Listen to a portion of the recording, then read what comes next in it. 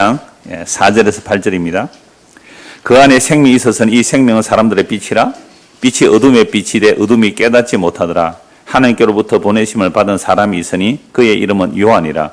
그가 증언하러 왔으니 곧 빛에 대하여 증언하고 모든 사람이 자기로 말미암아 믿게 하려 함이라. 그는 이 빛이 아니요 이 빛에 대하여 증언하러 온 자라.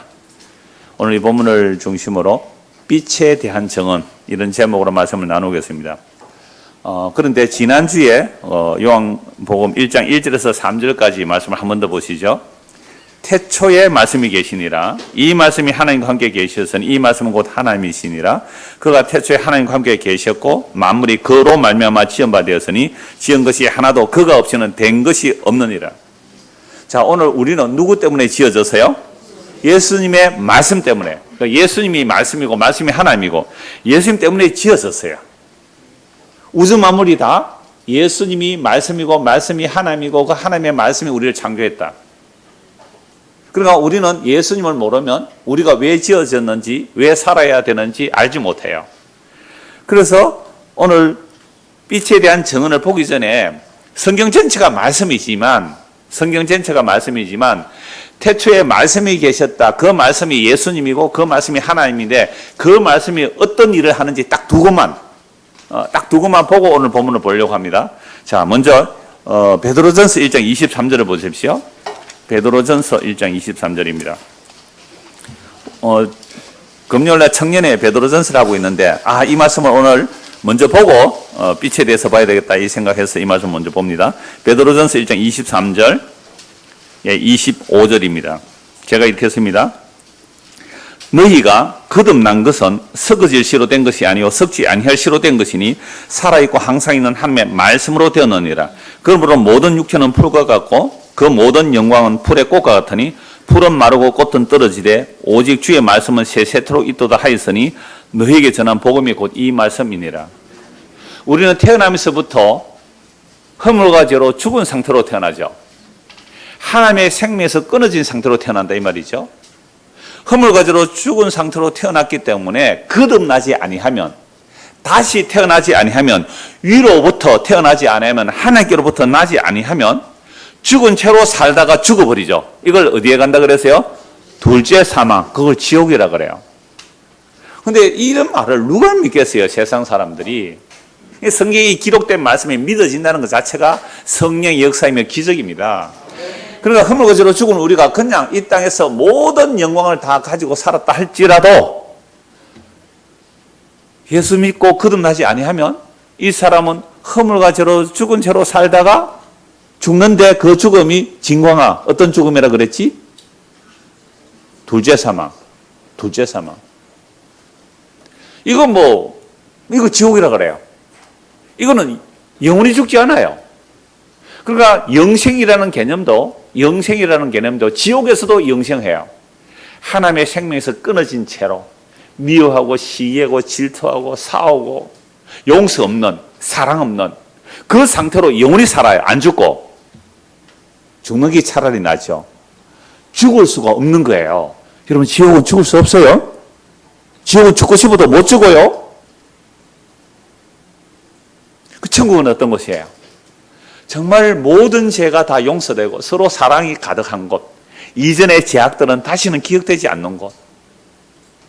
그래서 우리가 허물과 죄로 죽은 태로 태어났다가 그냥 죽어버리면, 이건 거듭나지 못하면 둘째 삶에 들어가잖아요. 그래서 거듭나야 돼요. 23절.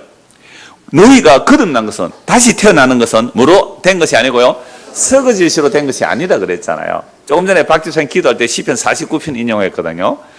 생명의 속량은 너무 귀하여 어떤 인간들이 모든 재산을 다 갖다 바쳐도 한 명도 속량할 수가 없어요. 그러니까 인간들이 만들어내는 금과 은이라는 것은 사람의 혈과 육으로 만들어내잖아요. 혈과 육으로 만들어낸 것으로는 단 한 명의 생명도 속량할 수가 없어요. 그래서 썩어질 것으로는 절대로 썩지 않을 것을 받을 수가 없어요. 육은 육이고 영은 영이란 말이죠. 그러면 우리가 어떻게 거듭났느냐 하니까 썩지 아니할 신데요. 썩지 아니할 신은 누구예요? 예수님이에요. 죽으시고 썩지 않아요. 3일 만에 부활하셨으니까. 썩지 않는 거예요. 썩지 않으시 예수님으로 우리가 거듭나게 되는데 이걸 다른 말로 어떻게 해요? 항상 있는 하나님의 말씀. 요한복음 1장 1절에서 3절 말씀이잖아요. 태초에 말씀이 계시니라. 말씀이 하나님과 함께 계셨고 이 말씀이 하나님이시라. 모든 만물이 말씀으로 창조되었다. 이 말씀을 여기서는 베드로 사도는 뭐라고 그래요? 항상 있는 하나님의 말씀, 항상 있는 하나님의 말씀. 그러므로 모든 육체는 우리 육체예요. 풀과 같고 그 모든 영광은 풀의 꽃과 같으니. 여러분 인생이요. 한 60쯤 되면 시들시들해지는 게 맞아요. 그래서 사람은 환갑이 돼야 좀 철이 들어요. 환갑이라는 것은 한 바퀴 돌았다는 거예요. 한 바퀴 돌고 이제는 이제 환갑 지나면 좀 철이 들어야 돼요. 어떤 철이 들어야 돼요? 뭐 환갑 전까지는 우리 봐줍시다. 환갑이 되기는 철이 없어요. 왜냐하면 한 바퀴 돌아봐야 돼. 인생을 한 바퀴 돌아야 돼요. 그래서 옛날에 환갑 살면 오래 살았다고 환갑 잔치를 해줬거든요. 근데 요즘 환갑 잔치 해주면 화내요. 왜요? 나를 그렇게 넓게 보느냐 이렇게 말하면서요. 아니요. 환갑은 이제 살 만큼 살았습니다. 별로 아멘 안 하시죠. 니는 왜 아직 살아 있는 이럴 것 같았어. 환갑 살면 살 만큼 살았어요. 이제는 어떻게 살아야 돼요? 인생의 깊이와 넓이와 그죠? 그걸 통하여 내가 환갑 되도록 살아보니 너 10대 때, 20대, 30대, 40대, 50대 그 아등바등 하는 게 그렇게 중요한 게 아니더라. 요거 환갑 살아본 사람이 해야 먹히겠죠? 그래서 이제 남은 생에는요 시들어가는 거예요. 더 급격하게 시들어가요. 풀이 마르면 꽃이 떨어지듯이 20대, 30대 꽃다운 인생 청춘 그냥 60대면요 시들어지고 그 꽃이라는 영광도 그냥 툭툭툭툭 떨어져요. 떨어집니다. 그러나 무는 영원히 있어요. 주의 말씀은 세세토록 있도다 하였으니 너희에게 전한 복음이 곧 이 말씀이라. 복음이란요 육신으로는 다윗의 혈통에서 나셨고 성결의 영으로는 죽은 자 가운데서 부활하셔 능력으로 하나님의 아들로 선포되신 곧 우리 주 예수 그리스도가 복음이에요. 그러면 항상 살아있는 말씀이 이 시들어가는 우리 인생에 우리 안에 시들어가는 우리 인생 안에 담겨진다. 살아있는 말씀이 다른 말로 성령이 다른 말로 예수의 영이 또 예수라 해도 돼요. 예수의 생명이 우리 안에 담겨지면 이 사람은 늙어 시들어 땅의 흙으로 돌아갈지라도 뭐는 항상 있는 거예요? 그 복음은 그 생명은 우리 안에 항상 있는 거예요. 야, 이걸 믿는다고요? 이걸 믿는다면 보이는 거 믿는 거 아니거든요. 보이지 않아요. 항상 있는 그 말씀, 그 말씀이 내 안에 생명으로 빛으로 와 계시다는 거잖아요. 여러분 이거 있다면 정말로 믿는다면 사실 하루라도 빨리 죽기를 소원해요. 막 사는 게 귀찮고 힘들어서 너무 힘들어서 빨리 죽고 싶다가 아니고 이 생명을 주신 그분이 어떻게 해요? 보고 싶어서. 믿음의 결국은 영혼의 구원을 받습니다. 너희가 보지 못하나 믿고 말할 수 없는 영광스러운 기쁨으로 저구하니 믿음의 결국은 영혼의 구원이라. 그러니까 우리 안에 영혼이 살아있는 생명 말씀이 담겼는지 안 담겼는지 너무나 선명하게 드러나요. 두 번째 히브리서 4장 보십시오. 히브리서 4장입니다. 베드로전서 앞으로 넘기면 히브리서 4장 12절 보십시오. 하나님의 말씀 두고 본다고 말씀드렸죠. 히브리서 4장 12절 하나님의 말씀은 살아있고 활력이 있어 좌우에 나선 어떤 것보다 예리하여 혼과 영과 및 관절과 골수를 찔러 쪼개기까지 하며 또 마음의 생각과 뜻을 판단하나니 그 하나님의 말씀이 어떤 면도날보다 더 예리하다는 거죠. 어떤 면도날보다 더 예리하다. 요즘 뭐 로봇 수술, 레이저 수술 그런 거 있잖아요. 칼날보다 더 예리하게 수술하는 게 있어요. 그러니까 그런 것들은 우리 골수를 찔러 쪼개지만 하나님의 말씀은요. 그러니까 아무리 예리한 수술 칼이라도 아무리 컴퓨터로 레이저로 수술한다 해도요. 사람의 뭘 못 드러내요? 생각과 뜻은 못 드러내요. MRI CT 아무리 찍는다 해도요. 사람의 생각을 안 드러나요. 그러면 사람의 생각을 찍을 수 있는 기계 발견하세요. 그러면 이건 완전 대박이죠. 그죠? 사람의 생각을 찍는 기계가 있다면 공항에 다른 거 아무것도 설치 안 해도 돼요. 사람의 생각 찍는 기계 공항에 딱 설치하면 어때요? 범죄자 딱 나오면 이놈 테러범이다. 어떻게 해요? 삐삐삐삐삐. 제가 삐삐. 우리 마음의 생각과 뜻은 살아있는 말씀만이 드러냅니다.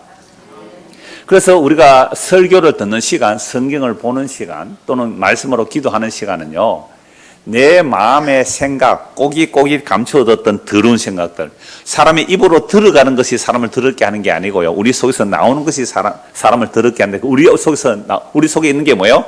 살인, 간음, 도둑질, 온갖 죄악들 우리 안에 들어있는 거예요. 근데 이게 안 드러나요. 엑스레이 찍어도 안 나와요. MRI 찍어도 안 나와요. 우리 마음의 생각과 뜻은 무엇으로만 드러내요? 살아있는 말씀으로.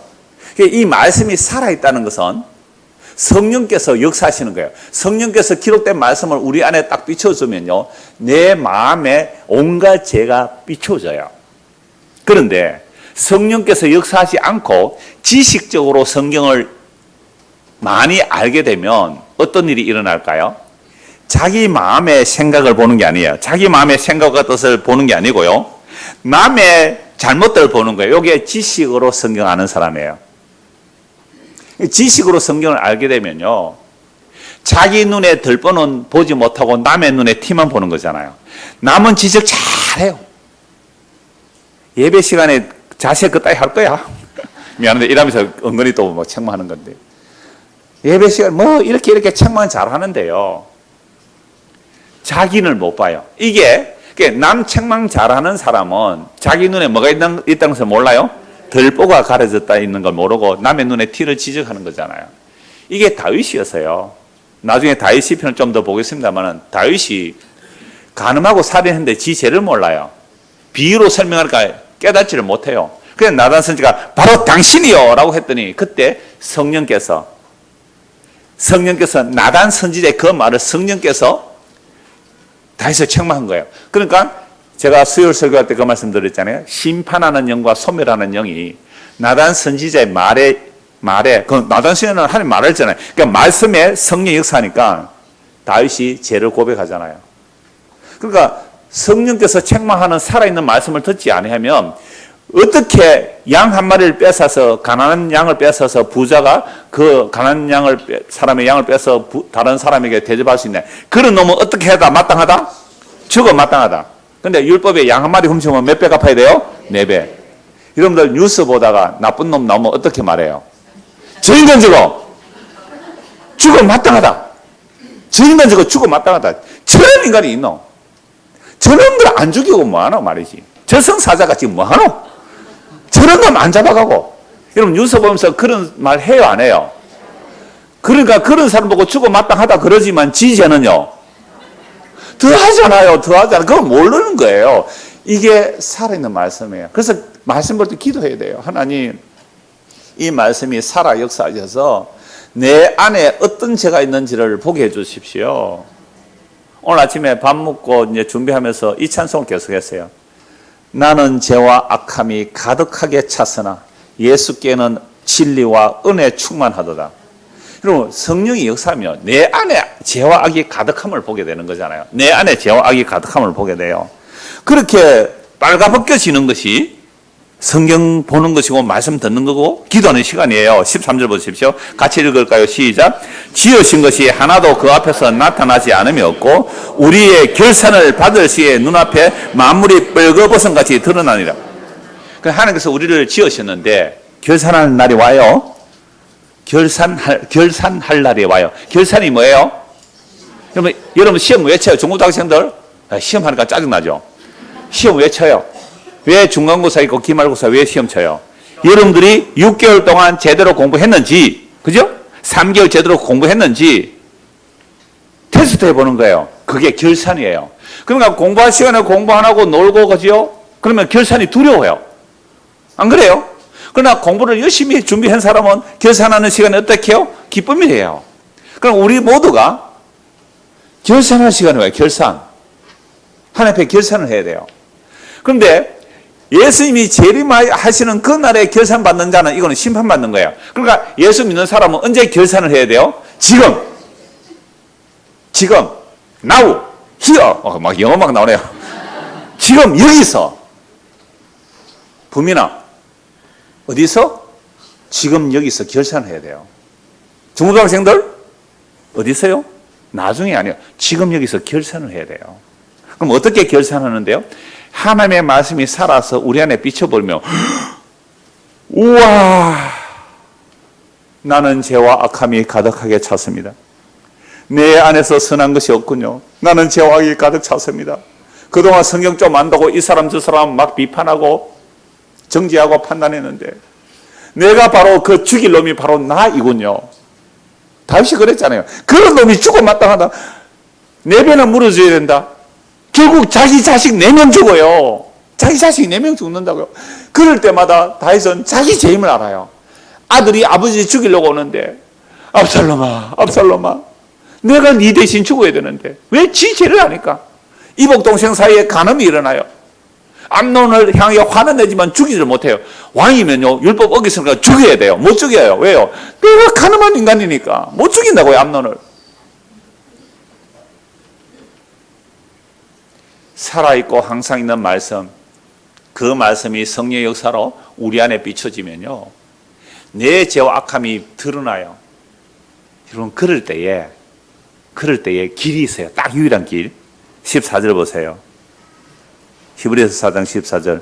그러므로 말씀이 역사에서 내 안에 들어온과 점이 가득하게 드러나면 그러므로 우리에게 큰 대제사장이 계시니 성천하시니 곧 하나님의 아들 예수시라. 우리가 믿는 들을 굳게 잡을지어다.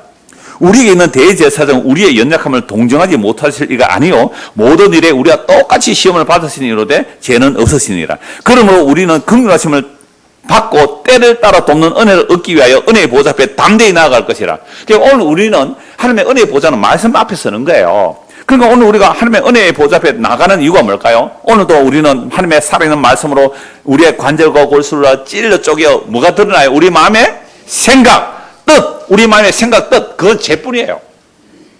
그게 들춰내버리죠. 그럴 때 와, 큰일 났다. 큰일 났다. 마치 구약시대에 내가 고의가 아닌데 우발적으로 사람을 죽여버렸어요. 요즘 말로면 교통사고로 사람 죽였어요. 그러면 죽은 사람의 가족들이 나를 죽이려고 쫓아오는 거예요. 그럼 나는 어떻게 해야 돼요? 어디로 도망가야 돼요? 도피성으로. 얼마나 빨리 도망가야 돼요? 그 도피성이 예수님이거든요. 성령의 역사로 우리 말씀이 내 안에 쫙 비춰내면요 내 안에 죄와 악함이 가득하게 돼요. 큰일 났다 싶을 때 어디로 빨리 도망가야 돼요?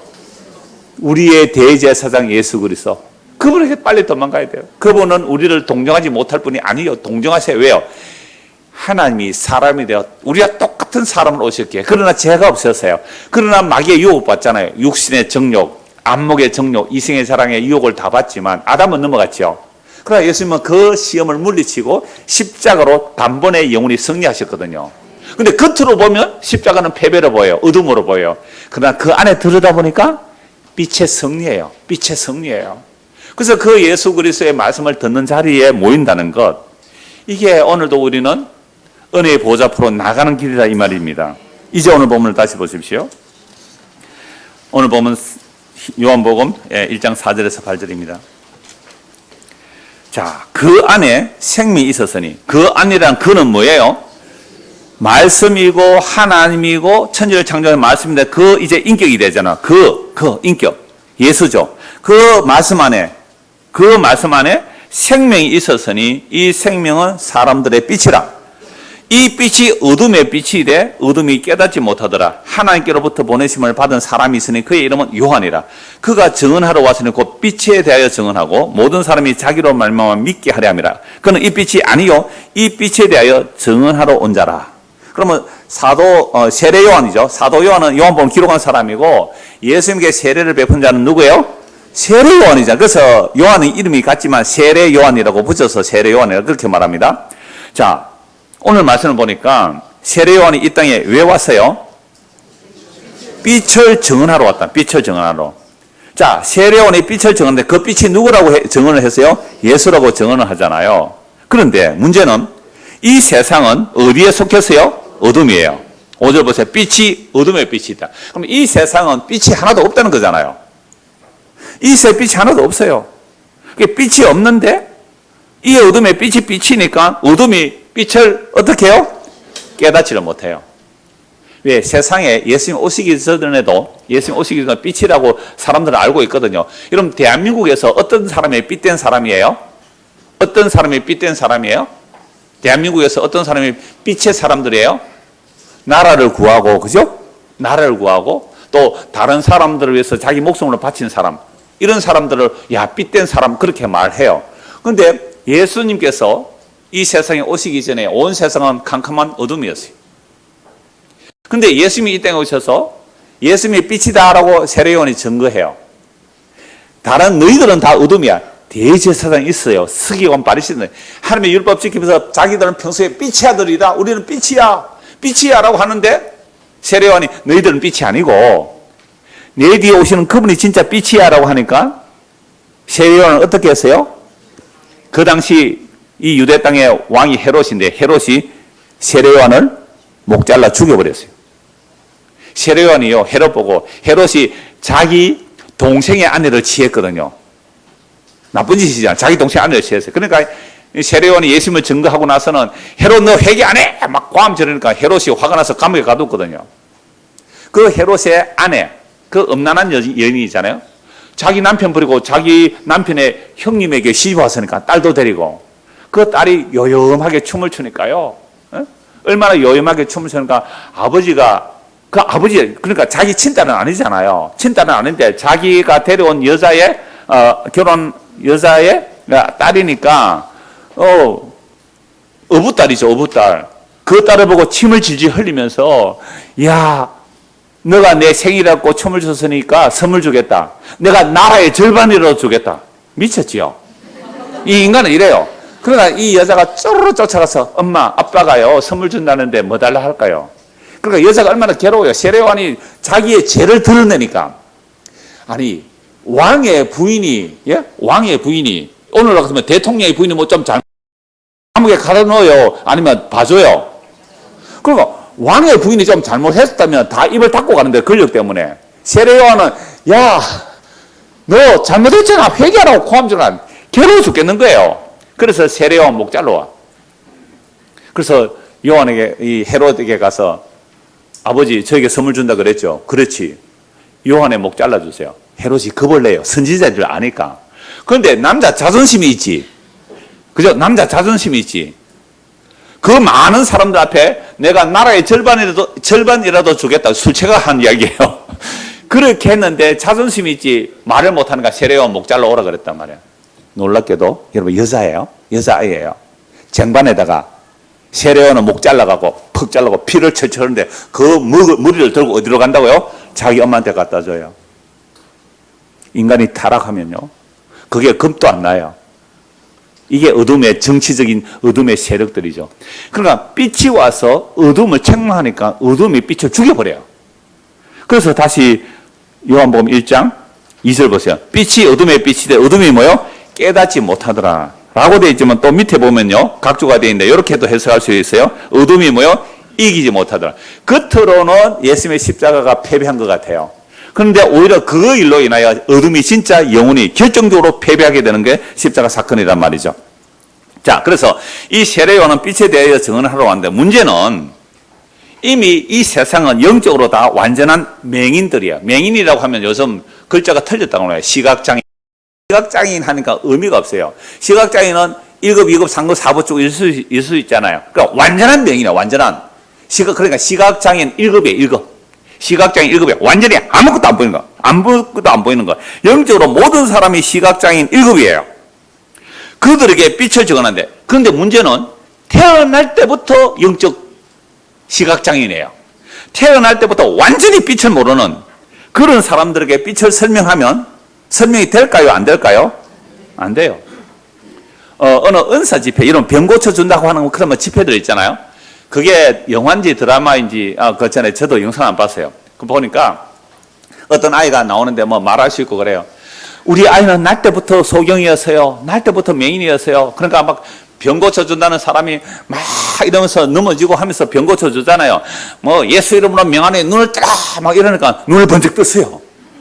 우와! 그 사람들이 꽃을 갖다 주면서 이게 무슨 색깔이니까 빨간색이에요. 이런 날 때부터 맹인이 색깔 알아요, 몰라요? 몰라요. 빨간색 어떻게 설명해? 이러면 날 때부터 명인에게 빨간색 설명해 보세요. 빨간색은 따뜻한 색이다. 따뜻한 색이 뭐예요? 차가운 것은 파란색이다. 파란색이 뭐예요? 쇼한 거죠. 그리고 예수님께서 맹인을 눈 떴을 때도 맹인이요. 처음부터 뭔가 제대로 잘 못 알아봐요. 뭔가 나무 같은 게 지나가는 것 같습니다. 사람을 보고 뭐가처럼 보인다고? 나무가 지나가처럼 보인다. 이렇게 했어요. 자, 중고등학생들에게 질문합니다. 빛이 무엇입니까? 빛이 뭐예요? 중고등학생들, 빛이 뭐예요? 그런 질문 하지 마세요. 이렇게 하면 여러분들은 바로 뭐예요? 검색창에 구글, 네이버, 다음, 다다다닥 쳐서 요즘 뭐 검색창이 너무 많아요. 아니면 체포 닥치죠. 그럼 딱 답을 해줘요. 빛. 제가 검색을 해보니까요. 이런 답이 나옵니다. 빛이 무엇인가? 빛은 에너지의 일종이다. 빛은 파동처럼 이동하고 광자라는 입자를 운반한다. 일반적으로 말해 빛은 전자기 복사다. 그러나 갈로 열고 알파 혹은 베타성과 같은 커다란 입자에 의해 운반되는 방사선은 빛이 아니다.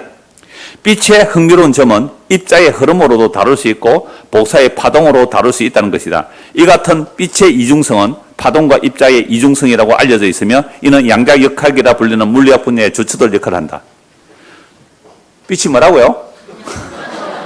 입자이며 파동이다. 그렇죠?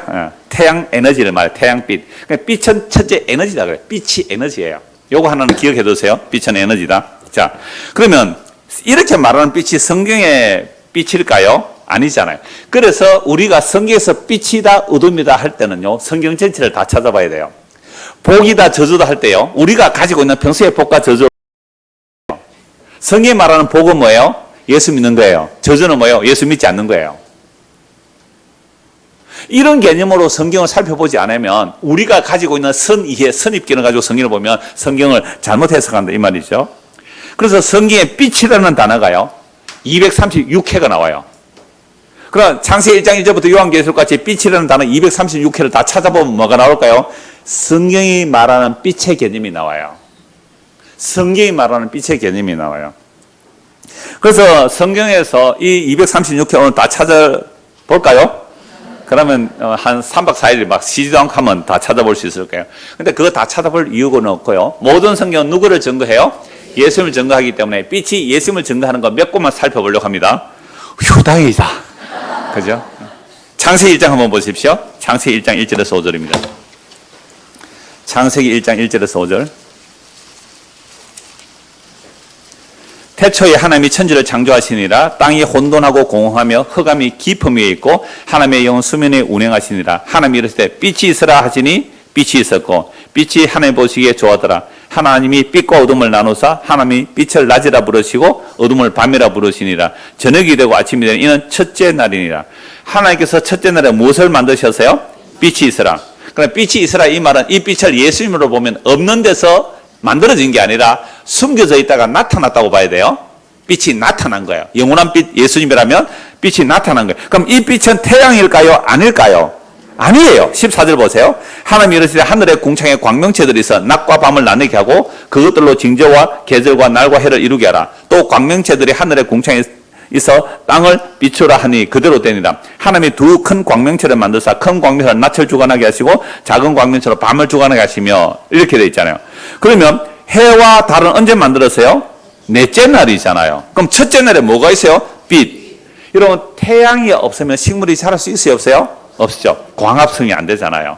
근데 첫째 날에 빛을 만드시고 육지에서 모든 채소, 땅의 채소, 그 다음에 짐승이 먹는 풀, 열매 맺는 과일나무들, 이 모든 것들은 셋째 날에 만들어요. 1장 9절에 보면 셋째 날이에요. 셋째 날에 식물들을 다 만든단 말이에요. 그러나 태양 에너지가 없어도 처음 있는 이 빛이라는 에너지가 식물을 자라게 할 수 있는 거예요. 그럼 태양은 모델이에요. 태양 그냥 모델이에요. 영원한 빛에 대한 모델이 되는 거죠. 자, 요한계시록 한번 보십시오. 근데 요한계시록에서는요, 이 태양도 필요 없어요. 요한계시록 21장입니다. 요한계시록 21장 22절. 또 또 내가 새 하늘과 새 땅을 보니 처음 하늘과 처음 땅이 없어졌고 바다도 다시 있지 않더라. 새 하늘과 새 땅에는 뭐가 없어요? 바다, 저주의 바다가 없어요. 또 내가 보니 거룩한 성 새 예루살렘이 하나님께로부터 하늘에서 내려오니 그 준비한 것이 신부가 남편을 위하여 단장한 것 같더라. 이렇게 쭉 새 하늘과 새 땅이 시작되는 거예요. 그러면서 22절 보세요. 22절. 성 안에서 내가 성전을 보지 못하였으니 이는 주 하나님 곧 전능하신 이와 및 어린 양이 그 성전임이라. 그 성은 뭐가 필요 없어요? 해나 달의 비침이 쓸데없으니 이는 하나님의 영광이 비치고, 빛이 있으라는 그 영광이 계속 있는 말씀이 빛으로 비치는 거.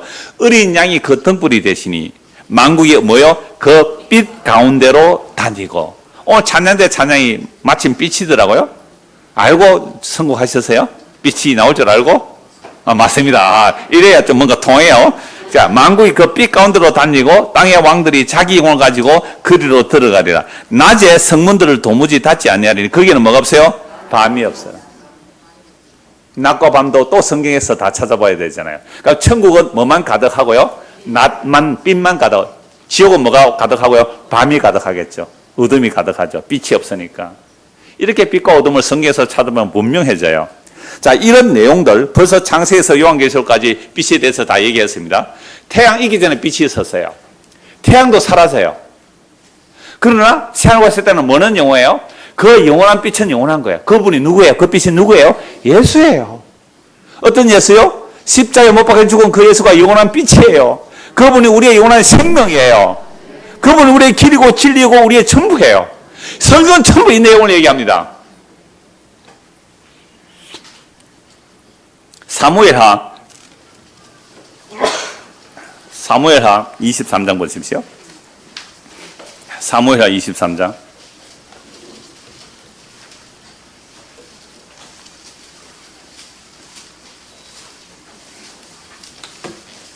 여러분이 덥더라도 제가 재치나서 에어컨 껐습니다. 사무엘하 23장. 오늘 저녁 오후에 볼 말씀인데요. 이는 다윗의 마지막 말이라 이새의 아들 다윗이 말하며 높이 세워진 자 야곱의 하나님께로부터 기름 부음 받은 자 이스라엘의 노래 잘하는 자가 말하노라. 여호와의 영이 나를 통해 말씀하시며. 그러니까 다윗의 말은 누구 말이에요? 여호와 영이 임하여 기록된 말씀들은 다 여호와 영이 통하여. 그래서 영이 다윗을 이렇게 말을 한 거예요. 앞에서 다윗 잠시 말씀드렸잖아요. 다윗도 허물과 죄로 죽은 자예요. 가늠하고 살인해도 지 죄를 몰랐단 말이에요. 그러니까 그 죄를 성령의 책망을 통하여 알고 나니까 이런 고백을 하는 거예요. 하나님 영에 의하여 찬송하는데, 하나님의 말씀이 내 혀에 있도다. 이스라엘의 하나님이 말씀하시며 이스라엘의 반석이 내게 이르시기를 사람을 공유로 다스리는 자 하나님의 자여. 다윗 해당돼요? 안 돼요? 다윗이 이 말에, 이 말씀 3절에 해당돼요? 안 돼요? 안 돼요. 어떻게 자기가 공유로 다스렸어요? 가늠하고 살인하는 인간이. 그럼 이거 누구 얘기예요? 당연히 예수님 얘기죠. 그는 돋는 해의 아침빛 같고, 뭐라 그래요? 빛. 구름 없는 아침 같고, 비 내린 후에 광선으로 땅에서 우미 돋는 새풀 같으리라 하시도다. 내 집이 하나님 앞에 이같지 아니하냐? 하나님이 나와 더불어 영원한 언약을 세우사 만사에 구비하고 견고하게 하셨으니 나의 모든 구원과 나의 모든 소원을 어찌 이루지 아니하시라. 다윗은 자신이 어떤 죄인임을 알고 참된 빛이신 그분이 나와 언약을 맺어주셨다. 그 언약이 영원한 언약이기 때문에 나는 그분을 바라보고 삽니다. 이게 다윗의 노래들이에요. 그래서 다윗이 시편 세 곳에서 이렇게 노래하는데요. 시편 27편 1절, 36편 9절, 56편 13절 제가 이어서 읽어드리겠습니다.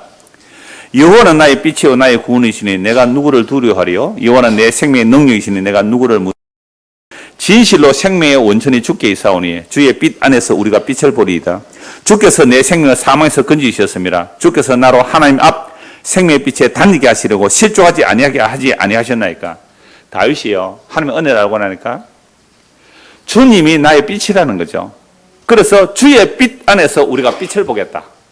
주님이라는 그 빛 안에서 그 진짜 빛을 보겠다.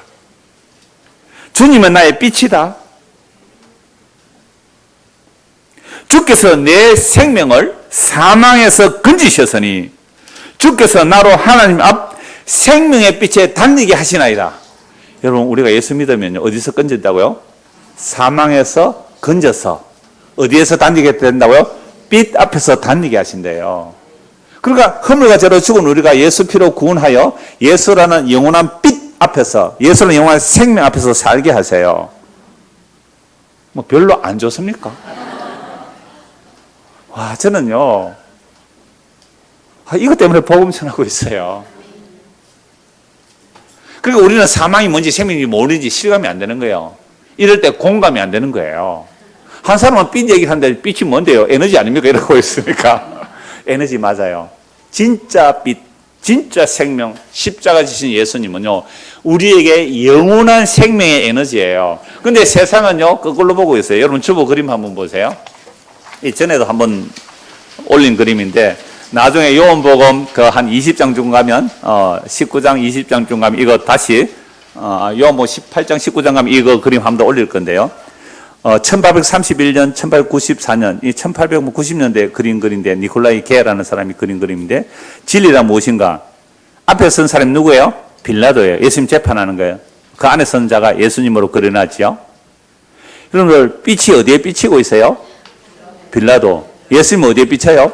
어둠. 그러면 세상에 볼 때는 누가 어둠이에요? 예수님.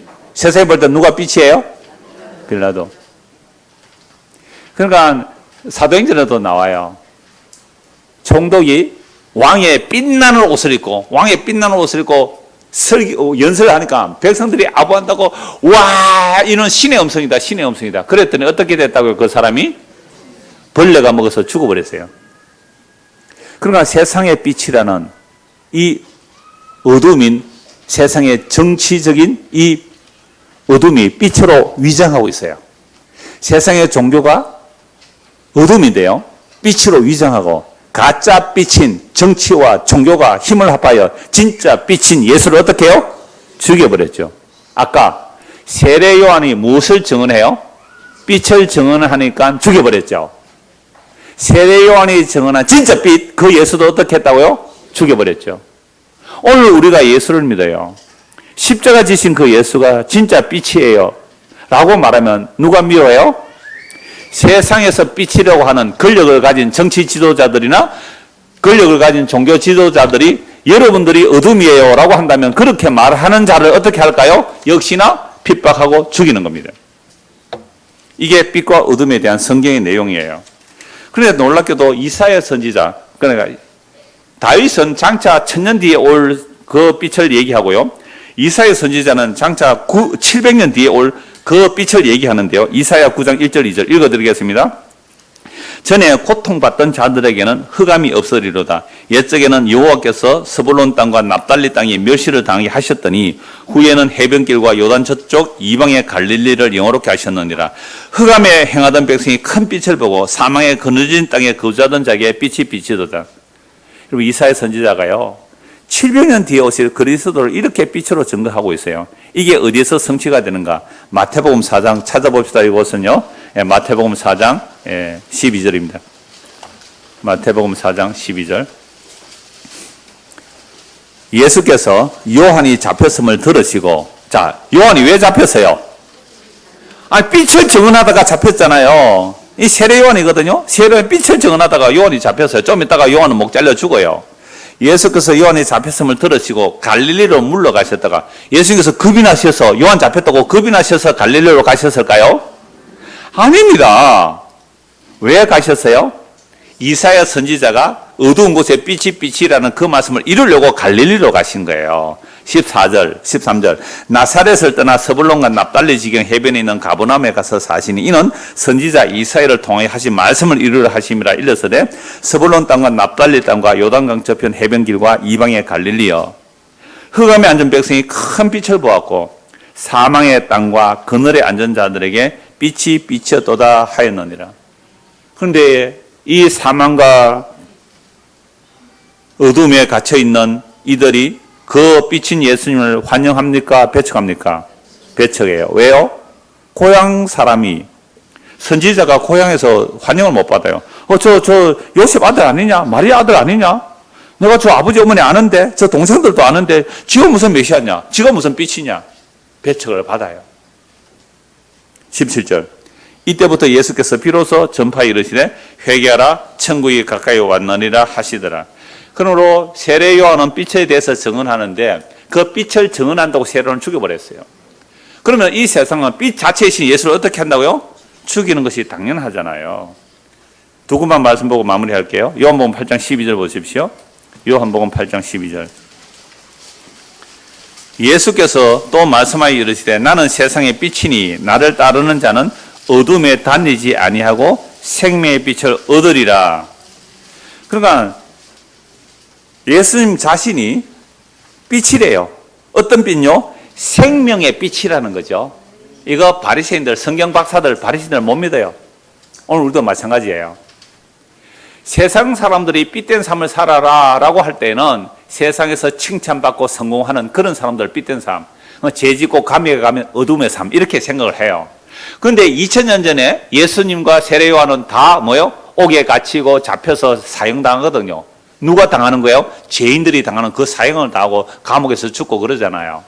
그러니까 누가 봐도 세례요한이나 예수님은 빛에 속한 사람이에요? 어둠에 속한 사람이에요?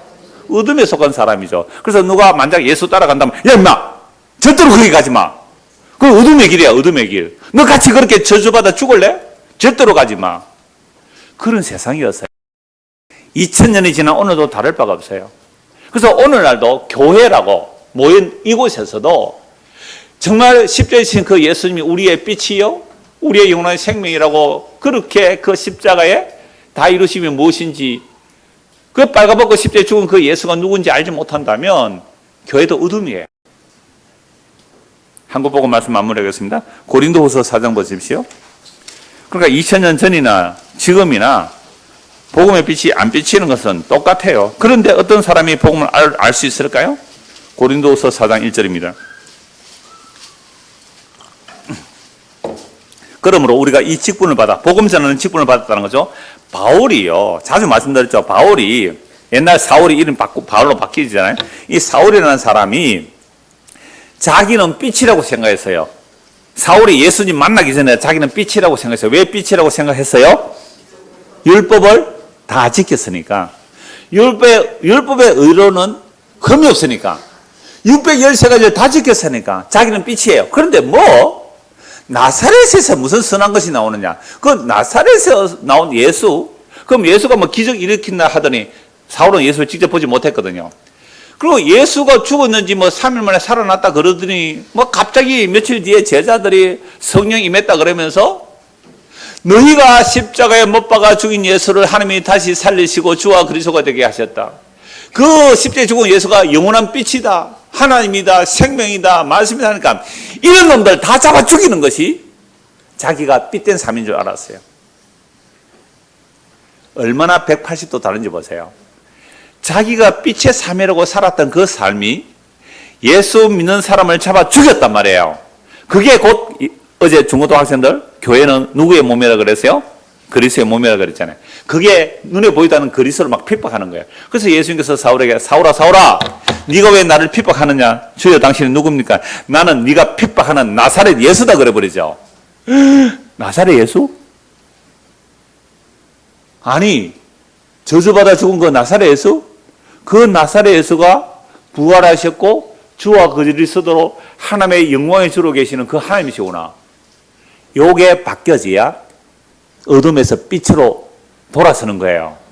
오늘 저와 여러분들이 이 땅에 사는 동안 그동안 빛이라고 허덕거리며 쫓아갔던 그 빛이라는, 세상이 말하는 빛이라는 것이 어둠인 줄 알고요, 세상이 말하는 저주라는 그 십자가가 진짜 빛임을 아는 것, 요게 정복되는 것, 요게 뒤집어지는 것, 요걸 예수 믿습니다.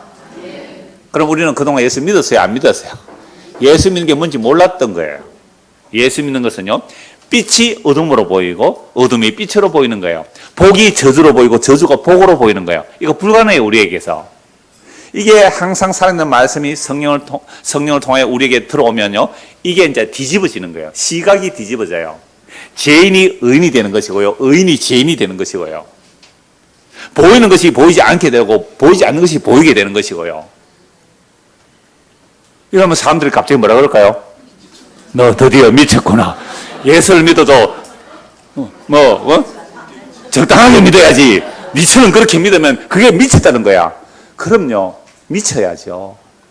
사울아, 네가 미쳤구나. 미쳤구나. 재판받을 때 미쳤다는 소리 들었어요. 너 그 똑똑한 지식이 너를 미치게 만들었구나. 아니요, 내 미친 게 아니고요. 나 정신 똑바른 차릴 소리 하는데요. 총독들이요, 왕이시여. 당신들이 나와 같이 되기를 원합니다.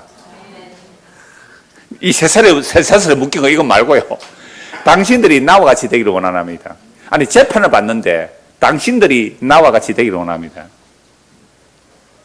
복음이라는 것은 선명합니다. 애매모호하지 않아요. 그래서 4장 1절 보십시오. 그러므로 우리가 이 직분을 받아 긍휼하심을 입은 대로 낙심하지 아니하고 이에 숨은 부끄러움의 일을 버리고 속임으로 행하지 아니하며 하나님의 말씀을 뭐 하지 않고요? 혼잡게 하지 않고. 하나님의 말씀 선명하다 그랬잖아요. 빛과 어둠이 어떻게 구별이 안 돼요. 완전히 대조가 되고 대비가 되죠. 빛과 어둠은 너무나 분명히 섞일 수가 없는 거예요. 그런데 적당하게 섞어버려요. 적당히 섞여버려요. 그래서 바울은 하나님의 말씀을 혼잡하게 하지 않는, 빛과 어둠을 확실히 나눠버리는 거죠. 나눠버리는 거죠. 하지 아니하고 오직 진리를 나타내므로. 진리가 누구예요? 예수잖아요. 진리가 뭐예요? 빛이잖아요. 진리를 나타내므로 하나님 앞에서 각 사람의 양심에 대해 스스로 추천하노라. 만일 우리의 복음이 가렸다면, 이 복음이 가렸다면 망하는 자들에게 가르치죠. 그러니까 망하는 자들이 어떤 자들이에요? 빛을 어둠으로, 어둠을 빛으로 보는 자들이죠. 복을 저주로, 저주로 복을 보는 자들이죠. 그들은 망해요. 아무리 복음 전해도 안 돼요. 그런데 왜 안 되는가 하면 4절 보세요. 그 중에 이 세상의 신이 믿지 않는 자들의 마음을 혼미하게 하여 그리스도의 영광의 복음의 광채, 복음이라는 그 빛이 비치지 못하도록 우리의 눈과 마음과 귀를 딱 막고 있어요. 이게 하는 게 누구예요? 이 세상신, 마귀가. 그러나 그리스도는 하나님의 형상입니다. 우리를 전파하는 것이 아니요, 오직 그리스도 예수의 주 되신 것과 또 예수를 위해 우리가 너희의 종된 것을 전파합니다. 같이 읽읍시다. 어두운 데에 빛이 빛이라 말씀하시던 그 하나님께서 예수 그리스도의 얼굴에 있는 하나님의 영광을 아는 빛을 우리 마음에 비춰주셨느니라. 빛이 있으라. 창세기 1장 3절. 이 빛은 태양빛이에요? 아니잖아요. 예수 그리스도예요. 어두운 데 빛이 빛이라 말씀한 그 하나님께서 예수 그리스도, 하나님의 형상이신 예수 그리스도 얼굴에 있는 하나님의 그 영광을 아는 빛을 우리 마음에 비춰주셨어요. 여러분, 예수님의 얼굴이 어디서 드러났어요? 십자가에서 일그러진, 처참하게 저주받아 고통받아 죽어가는 엘리 엘리 라마 사박다니, 나의 하나님 어째 나를 버리시나이까, 버림받는 그 예수의 얼굴이 하나님의 영광의 광채이시며 그 빛이심을 누가 알겠어요? 요한이 이 빛을 증언하다가 죽임당하고, 그 빛 자체이신 예수님이 십자가에 죽음을 당하셨고, 빛이신 주님이 죽으시고 부활성천하셔서 성령을 보내주니까 성림한 사도들이 십자가에서 일그러져 죽은 그 예수가 하나님의 영광의 빛이라고 전하고 있습니다. 이 복음이, 이 빛이 우리 마음에도 창조의 능력으로, 빛이 있으란 그 말씀이 예수님의 그 십자가에 비친 그 영광의 빛을 아는 빛이 우리 마음에도 비춰져서 세상이 전혀 알 수 없는 진짜 빛, 진짜 생명을 보고 믿고 살아가는 우리가 되기를 소원합니다. 기도하겠습니다. 하나님 아버지, 우리는 그동안 속고 살았습니다. 어두움을 빛으로 여기고 빛을 어둠으로 여겼습니다. 복을 저주로 알았고 저주를 복으로 알았습니다.